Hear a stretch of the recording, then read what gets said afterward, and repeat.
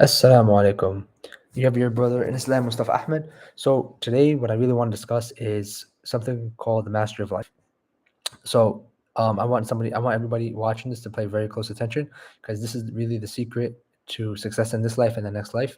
And it took me years and so much money just to learn this very simple principle. However, it's very profound. I'm gonna keep it simple, but it's very profound. And if you can keep up and understand what I'm trying to say, you can unlock so many doors and so many secrets to this life. So the first one, right?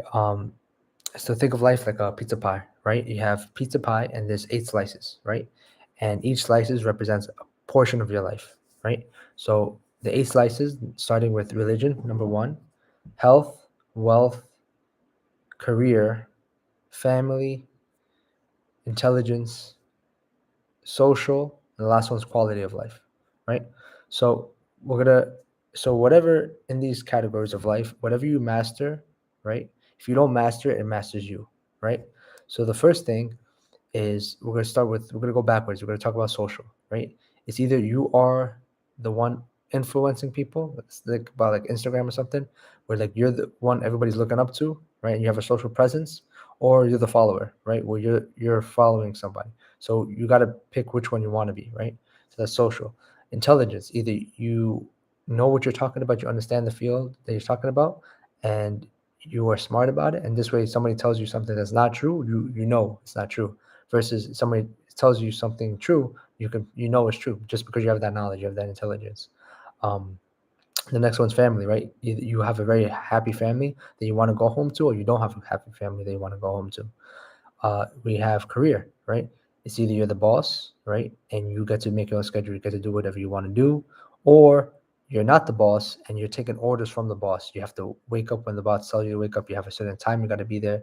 You have to take permission to go on vacations. That's because you have not mastered that part of your life. We'll take the same thing as wealth, right? However money you have saved up, right? So if you have $1 in the bank account, right, you're worth $1. If you have $1 million in the bank account, you're worth $1 million, right? So however money you have, right, that determines your freedom, right, of your wealth. Uh, the next one is health, right? Taking care of your health is very important. Right? We know those who take care of their health, right? It's so for me as a podiatrist, you we see people in 2022 who have a really bad infection and they end up losing their limb just because the infection spreads, right? Or somebody who has cancer and did not catch it early enough, right? So they lose their limb or it metastasizes before they catch it, right? So make sure that you're on top of that. You master your health. And the last one is religion. So religion, right? If you do not have the right aqidah, religion, creed, you're gonna follow any false beliefs, any false deities. You're gonna have false gods. You're gonna worship idols, right? So it's very important that you understand your religion, your creed, why you here, right?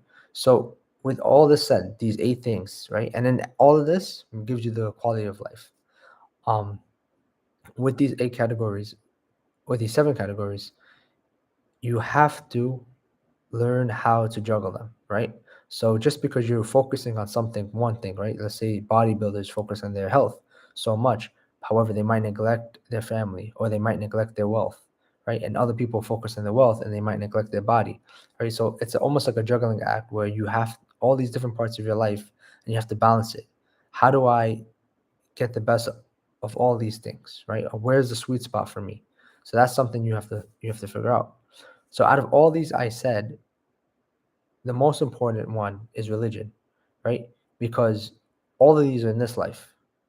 However, religion is in the next life and this life, right?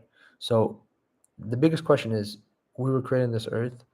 What is our purpose, right? Why do we need to be here? And if you get religion wrong, right, then everything after that doesn't matter, right? Because the one thing every religion knows is that we're all going to die. So that's one thing anybody, religious or not religious, believes. And that's one thing they have down in common, that we're all going to die. So religion is so important that you get that one right, that you master that part of one right. With that being said, right,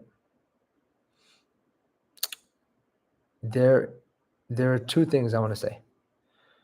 The first thing is there's two ways to learn, right? Either you learn from your mistakes, right? And that is very long process, right? That's why usually you get wisdom at a much older age because everybody has to go through mistakes to get better. Or two, you find a mentor, right? You learn from a mentorship, right? You have somebody who went through that mistake and they guide you, right? So it is obviously better to have a mentor in every aspect of these life, right? In religion, you have a mentor. In health, you have a mentor. In wealth, you have a mentor. In career, you have a mentor. In family, you have a mentor. In intelligence, right? Knowledge, seeking knowledge, you have a mentor. In social, you have a mentor, right? If you have a mentor in each one of these categories of life, you can achieve mastery of life at such a young age. And it's better to achieve mastery at a young age versus an old age, right? Unfortunately, most of us, including myself, we're not blessed with having this knowledge, and we're not blessed with having a mentor at a young age to guide us. It is not the equal an orphan parent or kids who are orphans versus kids who have good parents. They're not equal. The kids who have good parents are going to be way ahead of the people who are orphans and have no guidance in life, right? Because nobody cares to help them or teach them all these things that every normal kid learns. So, with that being said, most of us after school fail to have mentorship, fail to continue learning after college, after high school. We stop. We stop reading a book. A mentor could be in person, and it could also be in a book form, right? And what is the best guidance? The best guidance to life is the Quran, hands down, right? As Muslims, we always read Surah Al-Fatiha, Ihdina Surat al-Mustaqim, right? And the answer to Surah Al-Fatiha is the rest of the Quran, right? Is that's our guidance. And the best guidance is from Allah, and the best guide is Prophet Muhammad sallallahu alaihi wasallam. With that being said, if we follow the Sunnah of the Prophet sallallahu, we will live the best life. Period. Is that simple? It's really that simple.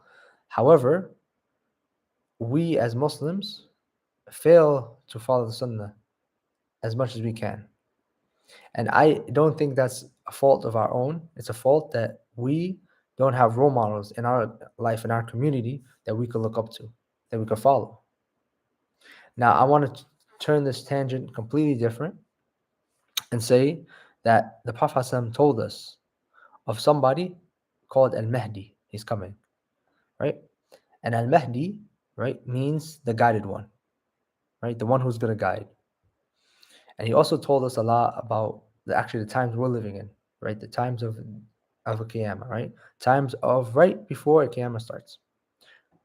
And that means we are at the verge of complete misguidance and everything.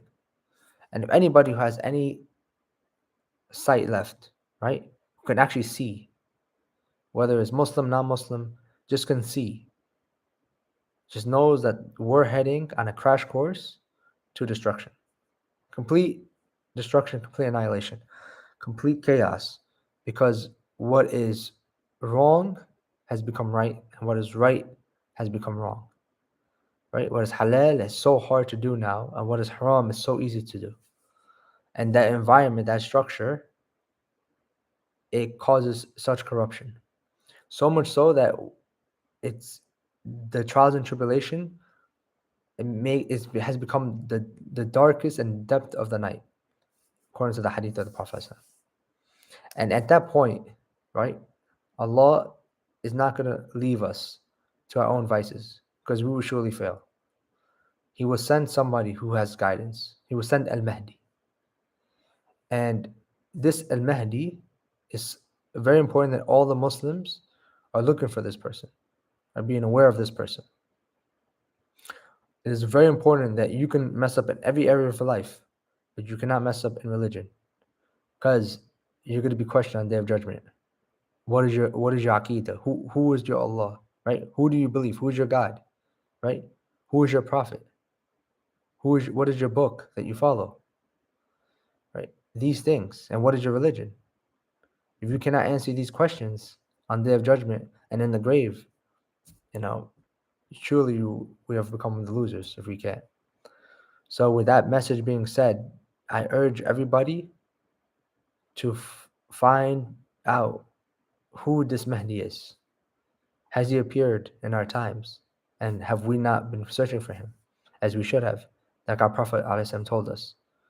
This Mahdi is supposed to be our mentor through life. Our mentor, right? Through the hardships. So it is almost obligatory on all Muslims to not be content with the life we're living in. Because the life we're living in is going to lead us to destruction. With that being said, I will link the description of more guidance and more knowledge. If you like this video, please like it. I gave you the framework. I'm going to make a part 2 of this. So inshallah, pay attention to the upcoming videos that's going to come out. And with that, I'll say assalamu alaikum wa rahmatullah wa barakatuh.